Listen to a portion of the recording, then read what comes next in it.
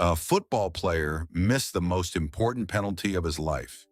Millions of people watching around the world thought he had made the biggest mistake any athlete could make. His teammates were furious. The fans were heartbroken.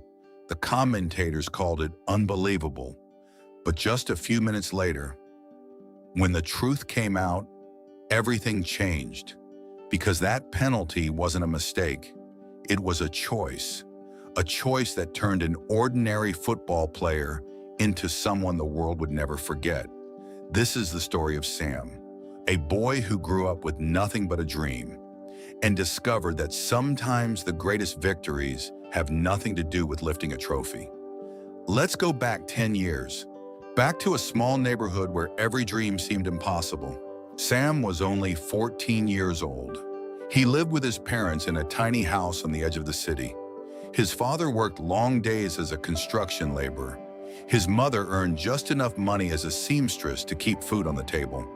There wasn't much left for anything else.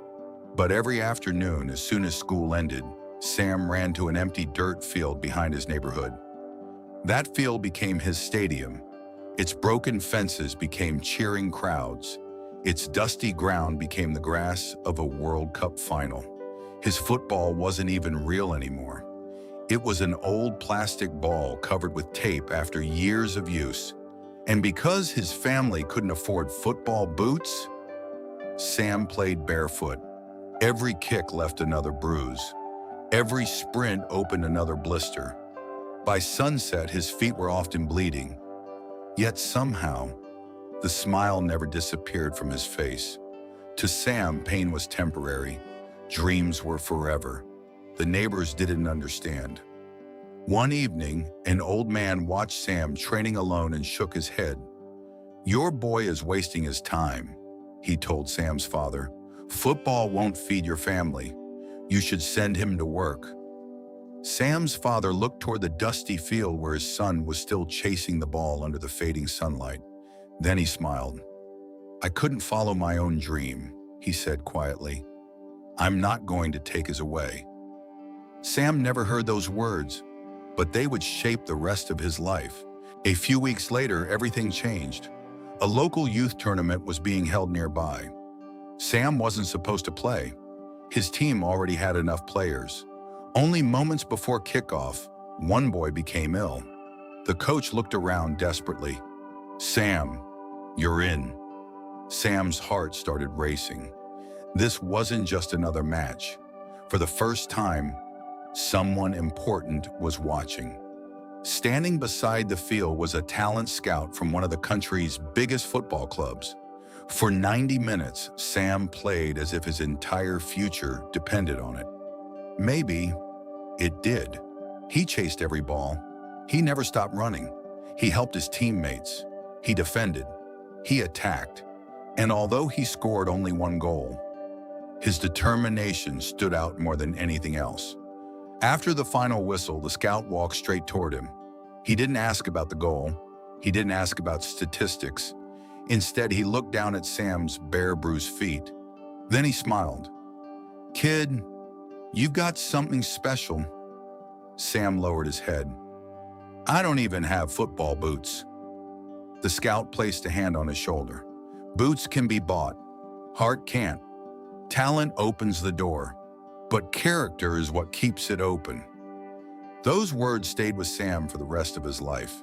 That afternoon, he received an invitation to join the youth academy of one of the country's biggest clubs. He walked home carrying a single envelope. To everyone else, it looked like an ordinary piece of paper. To Sam, it looked like the beginning of a dream. Joining the academy felt like stepping into a different world. Everything was bigger. The training grounds, the stadium, the locker rooms, even the expectations. Most of the boys came from wealthy families.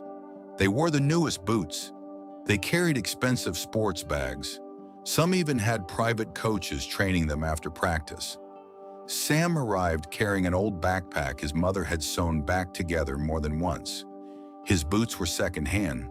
The soles were worn thin. Some of the boys noticed immediately. One of them laughed. "Those boots belong in a museum." Another whispered, "How long do you think he'll last?" Sam heard every word. He never answered. Instead, he trained. While others went home after practice, Sam stayed. When the sun came up, he was already running. When the lights turned off, he was still shooting at goal. Day after day, week after week, month after month. One rainy evening, the head coach found him training alone. His clothes were soaked. His legs were covered in mud. His breathing was heavy. The coach walked over. "Sam, why are you still here?" Sam stopped for a moment. He looked down at the muddy ground. "My mother prays for me every night. My father works until his hands bleed. I can't go home knowing I could have worked harder." The coach remained silent. After a few seconds, he smiled. "I've coached talented players. I've coached gifted players. But determination like yours, that's rare. Never lose it." Sam never did. Years passed. The skinny boy with worn-out boots became one of the academy's brightest young stars. Eventually, his dream came true. He signed his first professional contract. Everything changed, but somehow, nothing changed. Sam became one of the fastest rising footballers in the country. Soon he was wearing his national team's jersey. Then came the biggest achievement of all, the World Cup. His name appeared on billboards. Children wore shirts with his number. Sponsors offered contracts worth millions of dollars. Luxury brands wanted him to become their new face. His agent couldn't believe it. "Sam, you'll never get offers like these again. You could buy a mansion, a private jet. You could retire your parents forever." Sam smiled. "My parents never taught me to chase money. They taught me to chase purpose." He accepted only a few sponsorships, just enough to support his family and create football programs for children who couldn't afford to play. Everything else, he quietly turned down. One interviewer asked him, "Is it true you still live in the same neighborhood?" Sam laughed. "My mother says food tastes better at home, and honestly, I think she's right." That interview spread across the internet. People admired him, not because he was famous, but because fame had never changed him. 4 years later, everything came down to one night, the World Cup final, Sam's country against Brazil. 90 minutes passed, no goals. Extra time ended. Still, nothing. The championship would be decided by penalties.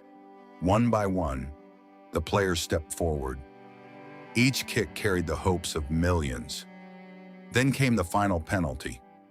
Sam, if he scored, his country would become world champions. He placed the ball on the penalty spot. The stadium became silent. Even the television commentators stopped speaking. Sam looked up. The Brazilian goalkeeper stood in front of him. Then he noticed something. Throughout extra time, the goalkeeper had been shaking his right hand. Several times he had reached for his wrist in pain. Sam remembered seeing the team doctors treating him only minutes earlier. The referee blew the whistle. Sam took a deep breath. He could aim for the top corner. He could strike with full power. He could almost guarantee a goal. But one thought entered his mind. What if saving it makes the injury worse? For a brief second, football no longer felt like the most important thing in the world. He ran forward. He struck the ball firmly, but not with all his strength, not into the unreachable corner. The goalkeeper reacted. With one desperate dive, he managed to stop it. Brazil won. The stadium exploded. Sam's teammates stood frozen. Some couldn't believe what had happened. Others simply stared at him. No one understood. Instead of falling to the ground, Sam walked slowly toward the goalkeeper. He smiled. Then he offered his hand. "Congratulations." The goalkeeper looked confused. "You nearly had me." Sam glanced at the heavily wrapped wrist. "I wasn't trying to make your injury worse." The goalkeeper stared at him. "What do you mean?" Sam answered quietly. "I wanted to score, but I couldn't bring myself to hit the hardest shot of my life at someone who was already injured. I've spent my whole life loving this game. I couldn't let the biggest moment of my career become the moment I forgot my humanity."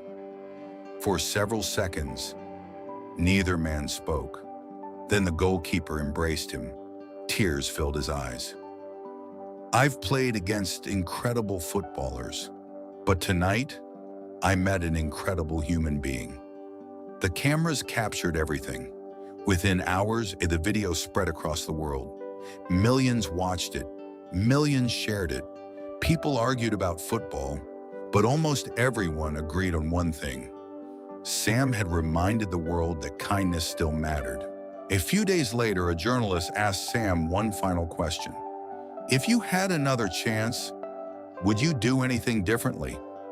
Sam smiled. "Of course, I'd train even harder. I'd become an even better player, but I would never trade my values for a medal. Because trophies collect dust. Records are eventually broken, but the way you treat people, that's what they remember." Years from now, most people won't remember every score from that World Cup. Some won't even remember who lifted the trophy, but they'll remember one footballer. A man who proved that greatness isn't measured only by victories. It's measured by the choices you make when the whole world is watching. Because in the end, the greatest champions aren't always the ones who win. They're the ones who never lose themselves. It's not what you win that defines you. It's who you are when no one is watching. So here's a question for you. If success cost you your kindness, would it still be success?